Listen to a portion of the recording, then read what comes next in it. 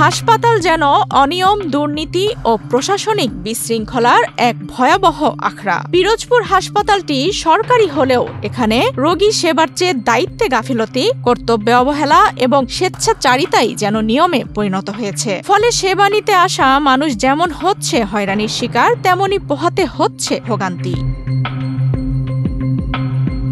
পিরোজপুর মহকুমা থেকে জেলায় উন্নীত হয় ১৯৮৬ সালে। তখন ৩১ শয্যা থেকে হাসপাতালটির যাত্রা শুরু হলেও ১৯৯৭ সালে ৫০ শয্যার নতুন ভবন নির্মিত হয়। ২০০৫ সালে এসে সেটি ১০০ শয্যার হাসপাতাল হিসেবে ঘোষণা দেওয়া হয়। হাসপাতালের শয্যা সংখ্যা বাড়লেও বাড়েনি সেবার মান। হাসপাতালের কাগজপত্রে নানা গুরুত্বপূর্ণ পরীক্ষা নিরীক্ষা চালুর তথ্য থাকলেও বাস্তবে অধিকাংশই অচল। দন্ত বিভাগের নোংরা পরিবেশ ও রক্তমাখা যন্ত্রপাতি দিয়ে চিকিৎসা দেওয়ার চিত্র সরেজমিনেই দেখা যায়। দেশে হচ্ছে অনেকদিন পুরাতন রক্ত এবং আবর্জনা ময়লা যেখানে হচ্ছে এবং যে দন্ত মানে জিনিসগুলো দিয়ে মুখের মধ্যে মানে ট্রিটমেন্ট করা হয় সেই জিনিসগুলো হচ্ছে একদম অপরিষ্কার। আমি নিশ্চিত যে ওনাদের সন্তানদের ওই যন্ত্র দিয়ে ট্রিটমেন্ট করবেন না।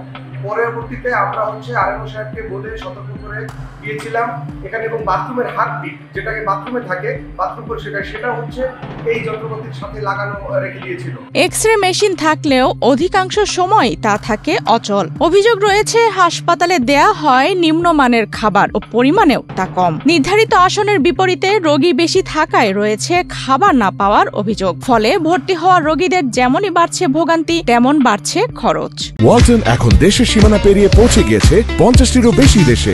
ওয়ালটন, ঘরে ঘরে বিশ্বজুড়ে।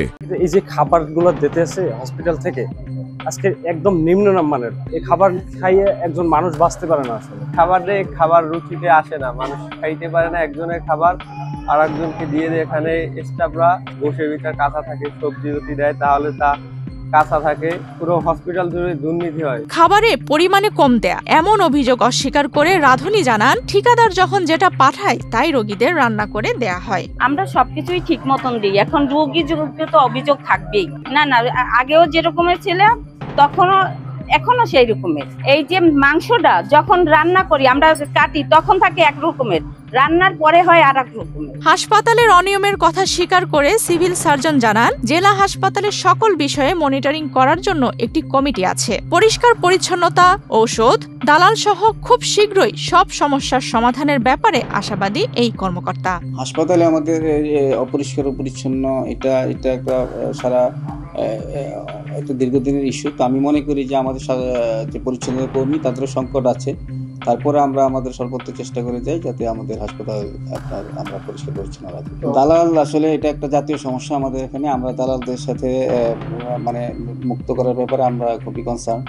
আমরা চেষ্টা করি, আমরা কিছু মাঝে মধ্যে দালালকে ধরি। কিছুদিন আগে আমরা দালালকে ধরেছিলাম, আমরা তাদের ম্যাজিস্ট্রেট নিয়ে এসে আমরা তাকে শাস্তিমূলক ব্যবস্থা দিয়েছি। চলতি বছরের জানুয়ারি মাসে দুদকের সমন্বিত জেলা কার্যালয় থেকে ৫ সদস্যের একটি দল হাসপাতাল পরিদর্শন করে খাবার ও ঔষধ নিয়ে নানান অনিয়মের সত্যতা পেয়ে সতর্ক করেছিল সংশ্লিষ্ট ব্যক্তিদের। তবে দুদক থেকে সতর্ক বাণী পেলেও কোনো ভ্রুক্ষেপ করছেন না হাসপাতাল কর্তৃপক্ষ, এমনটাই অভিযোগ অনেকের।